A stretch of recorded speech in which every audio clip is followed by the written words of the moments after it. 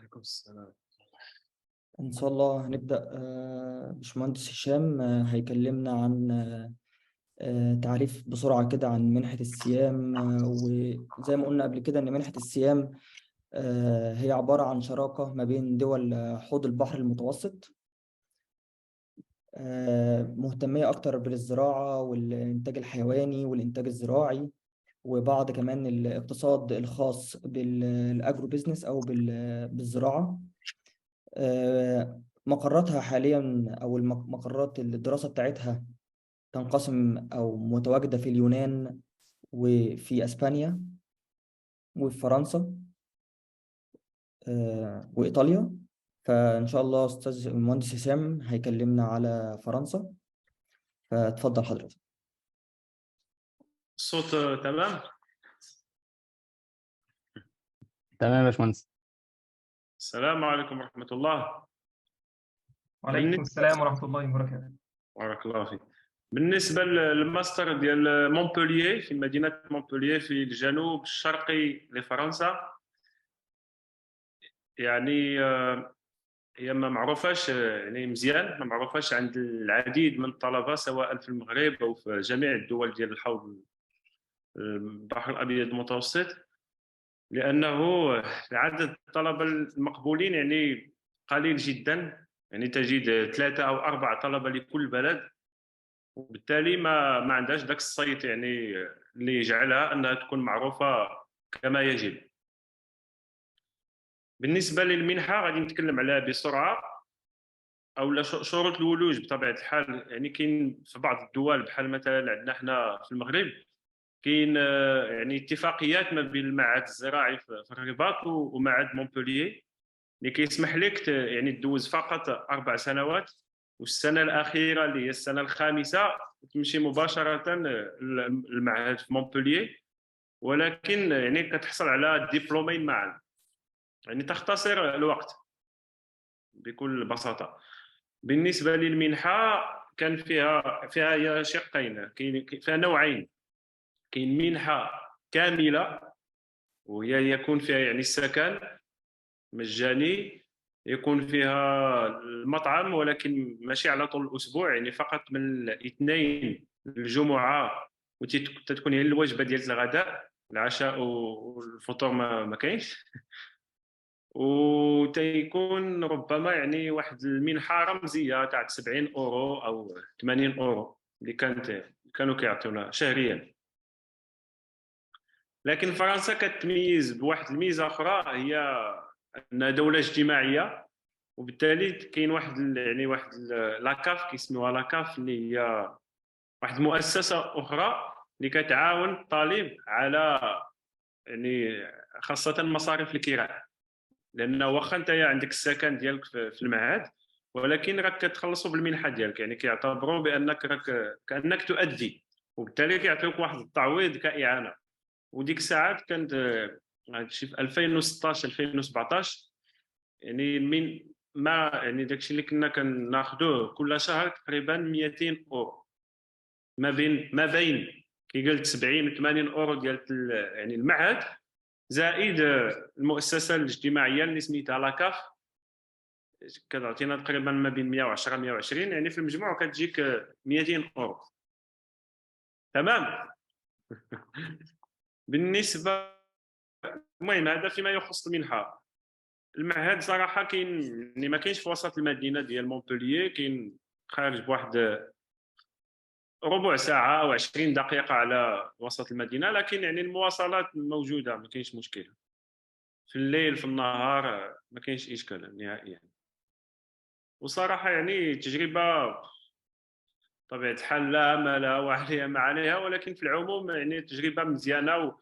وشروط الدراسه بالمعهد يعني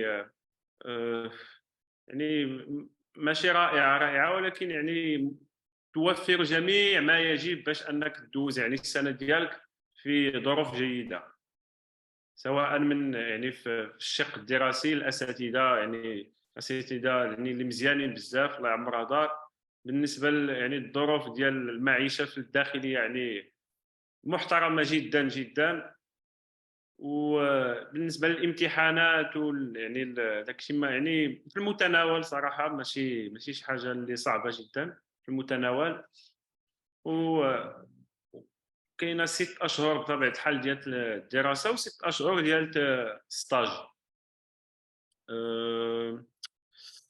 ستاج تدريب، يعني 6 اشهر تدريب. تريننج. كتخرج من المعهد، وبطبيعه الحال باش يعني تحضر ما نسميه البي اف او، البروجي دو فان ديتود، اللي هو يعني سميتو البحث تاع نهايه 5 سنوات، بحال اي ماجستير. يعني ما كاينش شي فرق. اللي بالنسبه للتخصصات اللي كاينين 3 تخصصات. انا كنت داير جيستيون اغريكول، اللي هي التسيير الفلاحي، الى درت الترجمه الحرفيه. التسيير الفلاحي بطبيعه الحال كاين فيها ما يخص الزراعه، اللي هو السقي وتقنيه السقي، تقنيه الزراعيه وداك الشيء. لكن فيها ايضا يعني واحد الجزء مهم جدا من ما يخص الاقتصاد الزراعي.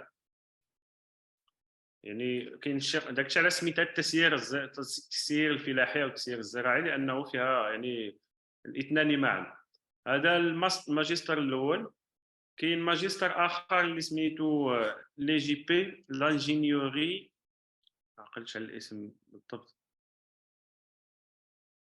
المهم كل ما يخص يعني لا جيستيون بوليتيك، عنده علاقه شيئا ما العلوم السياسيه مع العلوم شنو تسمى العلوم السياسيه مع العلوم، يعني مشات لي دابا الترجمه كتجيني صعبه شيئا ما. المهم هذا ماجستير صراحه كانوا فيه بالدرجه الاولى الناس ديال الاقتصاد والناس ديال الجغرافيا ايضا كانوا تاهما فيه. وهو يخص ما يسمى بالاقتصاد القروي، ديال الكلمه اللي كنت كنبحث عليها. ما يخص الاقتصاد القروي، يعني كيف نسير يعني الزراعه من ناحيه في المجال القروي، كيف نسير يعني مداخل المجال القروي وكل ما يخص المجال القروي. مزيان. اللي هو السوسيو ايكونوميك يا دكتور، ها اللي هو السوسيو ايكونوميك. سوسيو، نعم سوسيو ايكونومي. كنحاول ندير الترجمه ديال اسم الماجستير كامل، لكن ما قدرتش الصراحه. احنا هنا في العلوم، ما تقلقش.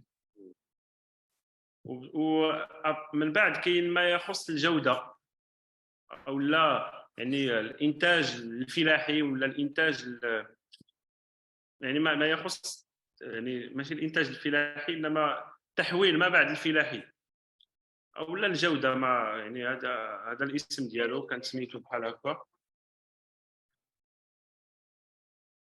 يعني لا صراحه ما عنديش الكلمات بالعربيه، اتاسف جدا جدا انه ما عنديش الكلمات اللي نقدر نترجم بها، لكن نقدر نصيفط لكم من بعد يعني واحد الباوربوينت ولا شي حاجه اللي كتوضح هاد الامور كامله. تمام. هو كده كان في كذا سؤال بس سريعا. انا كده اللي فهمته ان المنحة بتوفر لك تقريبا، هي منحة كده سنتين مظبوط كده لا، فيها سنه ولا واحده.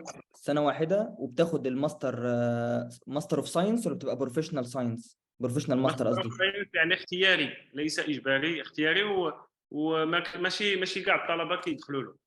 وهل ممكن السنة اللي بعد تكمل سنة بعدها؟ يعني في الاوبشن ده، الاختيار ده موجود؟ اختيار موجود، لكن فيه شروط. ما هي الشروط بقى؟ شروط يعني ما تعطيوش المنحه تعطيوها اثنان او 3 طلبه من كل شعبه. يعني من كل برنامج دراسي في بيختاروا من 2 ل3 طلبة هم اللي بيتغطوا هو كمنحة الى للسنة كان ماستر الثانية. اوف ساينس بحال واحد الدكتوراه مصغره كديرها في سنه او في سنه ونصف تقريبا. تمام. هل المنحة كافية من ناحية المصاريف المعيشية والسكن والكلام ده، ولا لا تكفي؟ صراحه كانت كافيه جدا، يعني بطبيعه الحال كافيه لطالب يريد ان يعيش، لا يريد السفر، لا يريد. فهمت. تمام تمام. كان في حد بيسأل ايه الأوراق المطلوبة؟ يعني أنا لو عايز أقدم على المنحة دي لازم يكون ايه المؤهلات اللي عندي عشان فرصة القبول بتاعتي تزيد بالنسبة للجزء بتاع فرنسا؟ ايه المطلوب، او ايه اللي هل مثل محتاجة اللغة، هل محتاجة درجة معينة في الفرنش، درجة معينة في الانجليش؟ اللغه صراحه كيديروا هما التكوين بالنسبه للدول اللي ما كتكلمش الفرنسيه، كيديروا التكوين ديال 3 اشهر. ولكن بطبيعه الحال خاص يعني ذاك الطالب يوجد راسو قبل يكون عنده درايه شيئا ما باللغه الفرنسيه. بس هل تتطلب يكون معايا شهادة معينة في الفرنسية ام لا؟ اظن نعم، بالنسبه للدول الغير فرانكوفونيه. احنا في المغرب ما كانش هذا المشكل، مظبوط. لكن المغرب والجزائر وتونس بيتكلموا فرنش، بس مثلا دولة زي مصر احنا عندنا مش ما عندناش تعليم، يعني اغلبنا مش بيتعلم فرنش. فهل في درجة لكن معينة؟ فهل يعني من وجهة نظرك مثلا الليفل اللي بنتكلم فيه A1 A2 B1 B2 عشان اقدر ادرس، يكون مستواي كام قد ايه في الفرنش عشان اقدر ادرس هناك؟ يعني مستوى يعني المستوى في اللغه الفرنسيه تقصد؟ مظبوط. مهم. اظن كيطلبوا بي 2 B2 يعني. بي 2 او بي 2. هنا في المغرب كانوا كيطلبوا بي 2. تمام، لكن هل تعرف حد معاه اقل من كده واتقبل؟ ما عرفتش واش التصنيف بحال المغرب بحال مصر، ما عرفتش الصراحه واش لا، يعني هو نفس. غالبا بيبقى اقل شويه لان احنا مش بندرس، لكن لو انا حابب يكون معايا شهاده عشان ادرس في الجزء بتاع فرنسا، فيستحسن يكون معايا شهاده بتثبت ان انا باجيد شويه اللغه الفرنسيه، او على الاقل في الانترفيو. هل الانترفيو بتتم بالفرنش؟ بطبيعه الحال بالفرنسيه صراحه لمعلوماتي كان ان فاش درت الماستر ما كانش الانترفيو، كان فقط يعني تعطيهم البيانات تاع النقاط وكانت كافيه باش يديروا هما الاختيار ديالهم، ما كانش الانترفيو فاش درت تمام. انا ماستر في 2015. هل لكن لازم لما الانترفيو بدا من 2017 وتيكون باللغه الفرنسيه بطبيعه الحال، لانهم هما هذوك اساتذه فرنسيين اللي ما كيهضروش شي لغه اخرى من غير الفرنسيه. لكن تمام. بطبيعه الحال تياخذوا بعين الاعتبار كل دوله. يعني مثلا انت من مصر ما غاديش يتعاملوا معك بحال واحد من تونس ولا من المغرب، عارفين انه كاين فرق. فهمت؟ تمام. كاين هل مساله، كاين مساله اخرى بحال باري ولا بحال اللي في طاليان ولا بحال ساراقوستا اللي في اسبانيا. راه كل دوله ضروري غياخذوا منها واحد العدد معين. فهمت؟ تمام. ماشي هل بتقدم ورقك لازم يكون بالفرنش؟ يعني الديجري اللي بتقدمها بالبكالوريا بتاعتك لازم تكون بالفرنش، والورق اللي بتقدمه لازم يكون بالفرنش، لازم يكون مترجم ام بالانجليزي عادي جدا؟ يعني كتكلمني على الوثائق من بعد. مظبوط. الوثائق اللي بتقدمها للمنحة، اعتقد المطلوب عندك هو تكون شهادة البكالوريوس وشهادة المواد اللي انت اخدتها اللي هي الترانسكريبت، مظبوط كده؟ هل الوثائق دي عشان تقدمها لازم تكون باللغة الفرنسية ام بالانجليش تكفي؟ لا، بالانجليش تكفي، بالانجليش تكفي.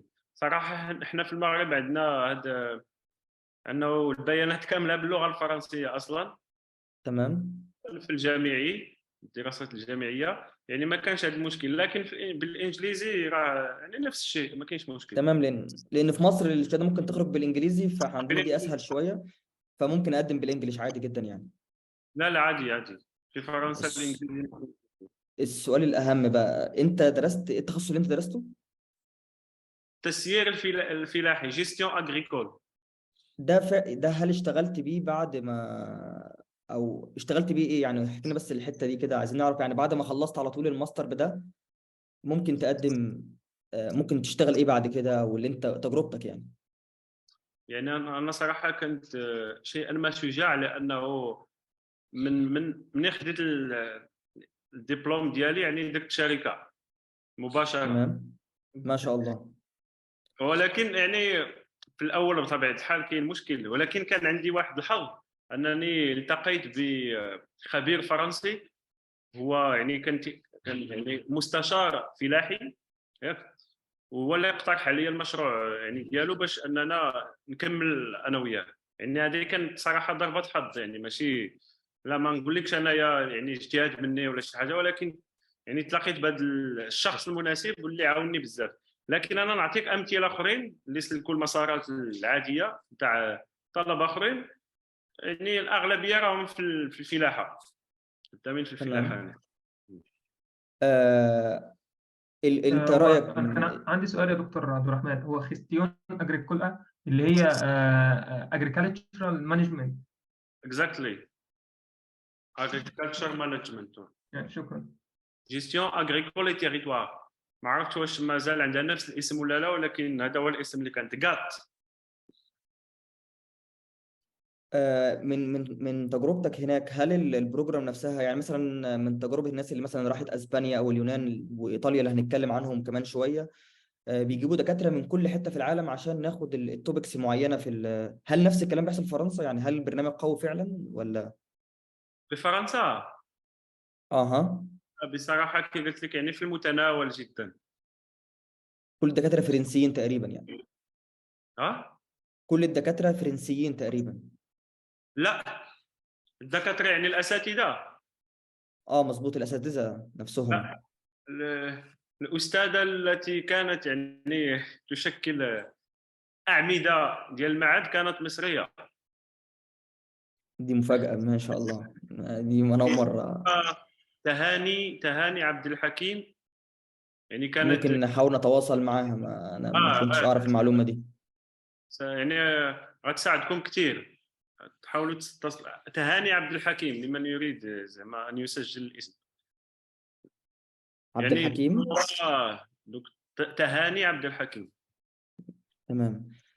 حد بس بيسأل يعني تاني. دكتوره ما شاء الله، يعني كما قلت لك عمود من اعمده المعهد. وبطبيعه الحال كانوا اساتذه باسكال يعني اساتذه فرنسيين بطبيعه الحال. وكانوا يعني بعض المرات كيجيو اساتذه من دول تاع الحوض. مثلا تمام. يجي استاذ كيجلس معنا يعني شهر مثلا باش يقرا لنا واحد الماده من الجزائر ولا من تونس ولا من ولا من ايطاليا مثلا، فهمت؟ يعني تمام. هذوك كيكونوا متدخلين يعني موسميين بطبيعه الحال. حد ولكن كان سائل. اللي رسميين كاين كي قلت لك هذه الاستاذه المصريه، وكاين فيليب اللي هو فرنسي، وميلاني حتى هي فرنسيه، وكانت فاطمه مغربيه حتى هي، وكان واحد تونسي. من وجهة نظرك القبول في المنحة صعب ولا الموضوع ما فيهوش تنافسية عالية زي بقية المنح؟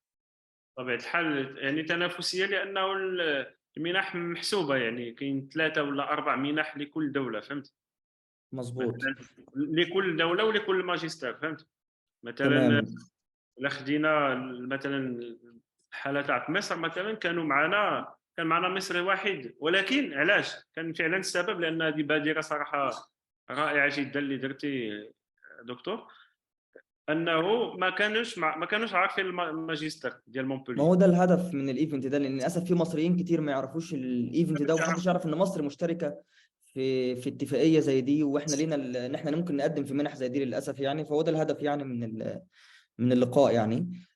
هل في طلبة تعرفهم كملوا مثلا شغل أكاديمي بعد كده في الدكتوراه من بعد الماجستير في فرنسا؟ نعم نعم.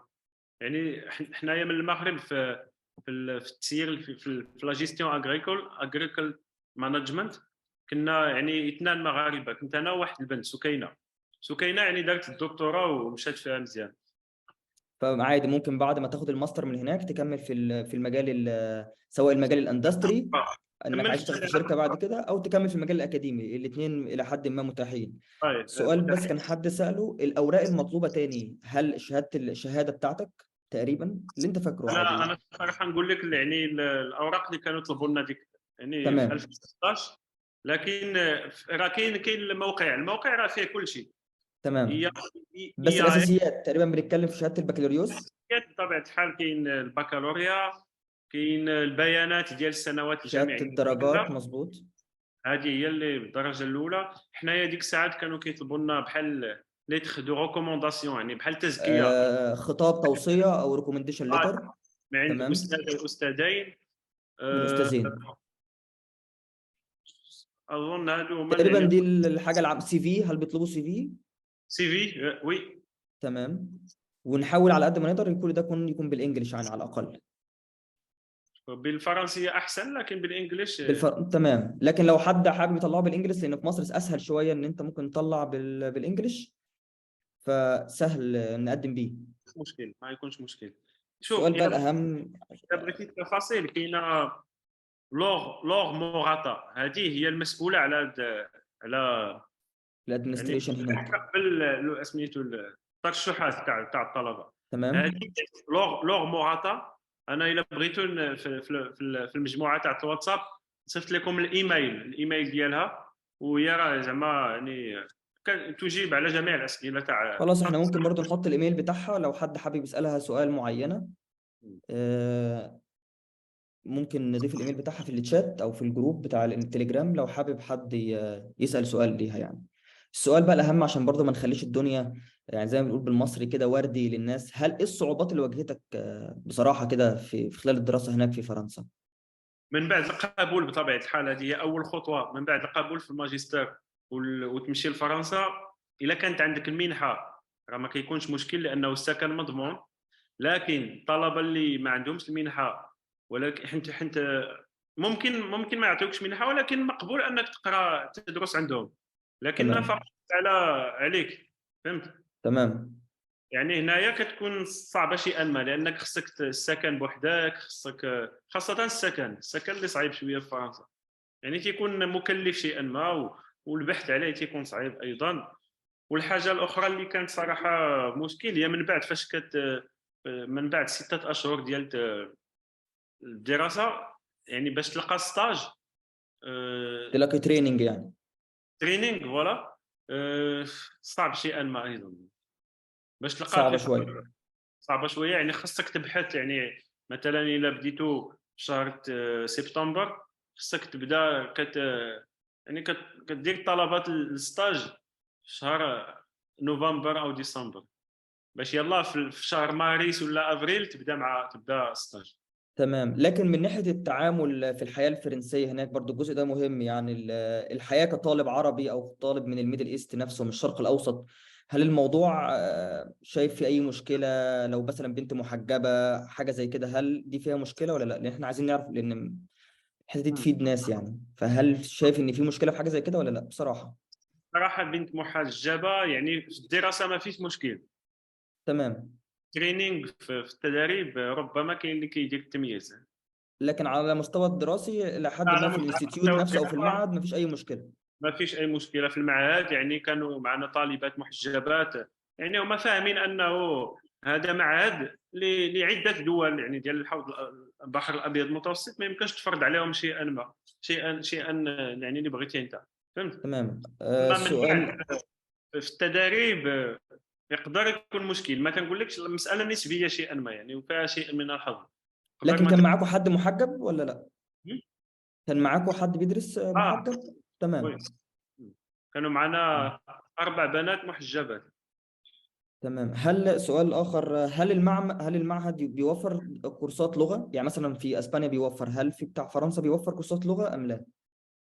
يوفر اللغه قبل الدراسه. حيت كانوا معنا طلبه من مصر. الطالب المصري اللي كان معنا، انا غنعطيك يعني بالمناسبه غنعطيك حتى هو ماشي الفيسبوك ديالو، تواصل معاه من تمام. برا، يعني شخص رائع جدا جدا. تمام. محمد احمد صبري. وغنعطيك وكانوا معنا ناس من البانيا ومن ايطاليا. هادو حنايا كنا بدينا الدراسه في سبتمبر ياك، هما كانوا جاوا في شهر 6 جوان، تمام. يعني دوزو شهر 6 يونيو يوليوز وغشت قبل منا حنايا في الفرنسيه. تمام. يعني أنت ممكن، هو بس عشان الناس تبقى عارفة، تقريبا المنحة بتبدأ تقديمها من شهر 4 أو تقريبا في خلال الفترة دي 3 أو 4. تختلف من مكان لمكان يعني. خلاص احنا قدامنا شهرين والناس تبدأ تقدم على المنحة. لكن لو أنت اتقبلت ومعكش اللغة في فرصة إن المنحة تغطيك وتجيبك بدري 3 اشهر وتوفر لك كورس لغه. مظبوط كده؟ اي كده، خاصه السكن. تمام. يعني على الاقل هيوفروا لك السكن وكورس لغه مجاني. مظبوط كده؟ مجاني بطبيعه الحال. وعاد عاوتاني في وسط السنه من سبتمبر تيكون بالنسبه للناس اللي من دول غير فرنكوفونيه كتكون عندهم واحد الحصه يوم الجمعه، هذه عقل عليها من بعد يعني في زوالا. يعني تمام. كتكون عندهم حصه ديال اللغه الفرنسيه. يعني ممكن في خلال الدراسه بتاعتك كل يوم جمعه عندك كورس فرنساوي. اه تمام. دي حاجه كويسه جدا. حد عنده سؤال تاني في الجزء الخاص بفرنسا؟ آه، ازيك يا دكتور هشام؟ انا بس لاحظت حاجه على الموقع، عايز اتاكد منها هل هي يعني موجوده فعلا ولا لا. انا لقيت فيه 3 كورسات، يعني 3 تراكس، من ضمنهم الجات اللي حضرتك قلت اتكلمت عنه، واثنين تانيين دول بالفرنسيه. وفي تراك موجود بيقولوا ان هم بالانجليزيه، يعني مدرس بالانجليزيه. ميداس اللي هو Mediterranean Farming System Design for a Sustainable Food System. مش عارف بصراحه، هل ده يعني موجود فعلا ولا ده حاجه، مش عارف. وما ف- كانتش حاجه جديده، الا كانت يعني شيء جديد. اما بالنسبه فاش كنا احنا في 2016 كانوا 3 اوكي. ديال الماجستير باللغه الفرنسيه، 3 بهم. اوكي، ربما ده برنامج جديد. آه، شيء تمام. جديد. عظيم جدا. كويس، ده حاجه تبقى برضه تدعو للتفاؤل يعني. ربما يعني اللي بيتكلم انجليش معهوش فرنساوي عنده فرصه برضه في مونبلييه دلوقتي. ممكن. شكرا لحضرتك. سؤال آخر، تكلفة الطيران أعتقد دي خاصة بيك. تكلفة الطيران فقط عليك، تكلفة الطيران. بطبيعه الحال. تمام.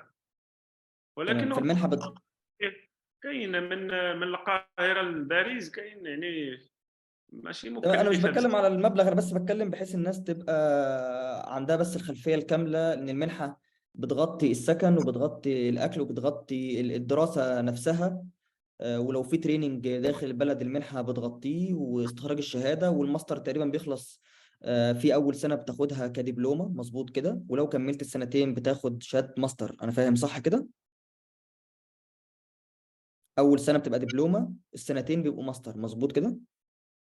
لا، السنه الاولى تسمى ام 2، يعني اللي هي ماستر ياك. تمام.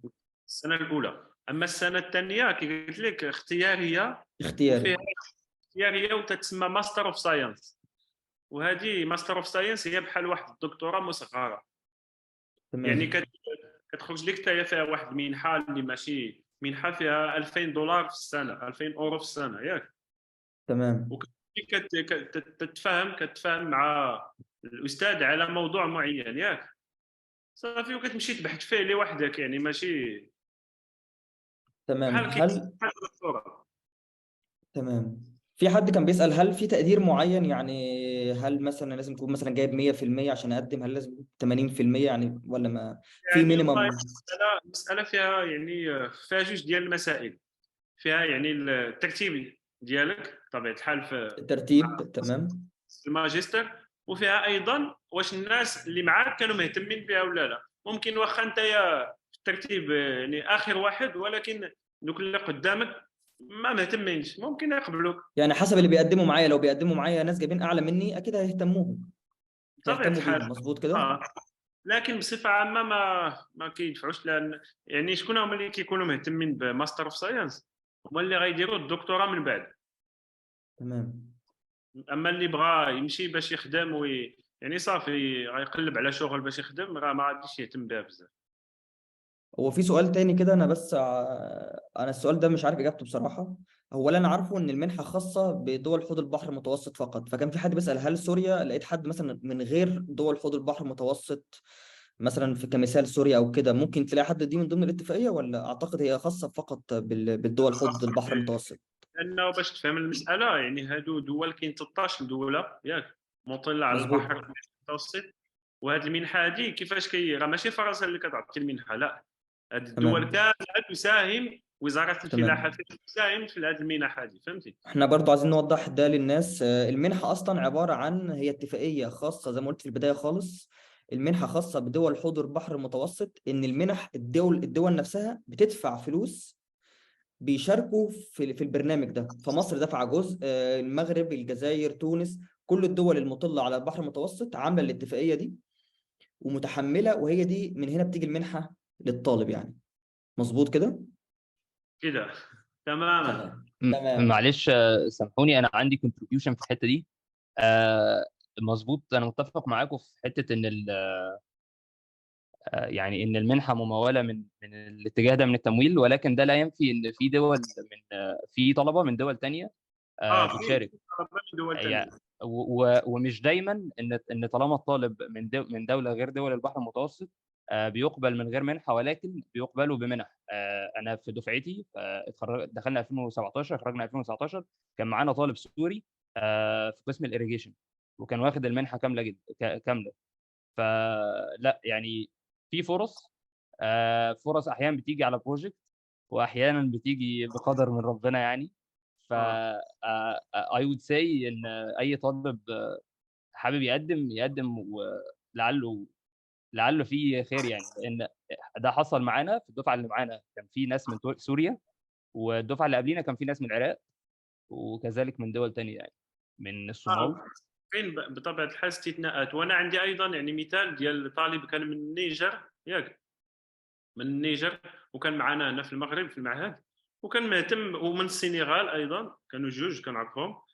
ويعني تقبلوا لانه واش تاع مونبوليي كتشترط عليك الا ما كنتيش من هاد 13 دوله تاع البحر الابيض المتوسط، تكلف بالسكن والمسائل ديال، ولكن تخلص ايضا الدراسه، فهمتي؟ يعني هادو ممكن تخلص الدراسة، ممكن ما تخش آه. المنحة، بس على الأقل ممكن تتقبل وممكن تشارك وممكن تاخد الماستر عادي جدا. ولكن تاخذ الماستر، ولكن تخلص الدراسه. يعني يعني تدفع تكلفتها ممكن تكون عليك، لكن بيدوك الفيزا، مظبوط لكن كده؟ كما قال الاخ الان، بيدوك القبول. بعد ما يعني تقبلوا وسميتو، عفاو من رسوم الدراسه، وقالوا لهم يعني تكلفوا فقط بالسكن ديالكم والمسائل تاعكم، ومرحبا بكم يعني. ما يعني كانش في ناس مشكل. قدروا يساعدوهم بان هم مثلا خلوهم يتكفلوا السكن فقط، لكن هم تكفلوا بالباقي كله. بالباقي كله. خلاص، يبقى زي ما انتوا قلتوا، دكتور عرابي، احمد عرابي قال ممكن نقدم لو حد حتى من خارج دول حوض البحر المتوسط، ويعني يتوكل على الله يعني. هذا الشيء يتوكل على الله، وان شاء الله ما يكون الخير.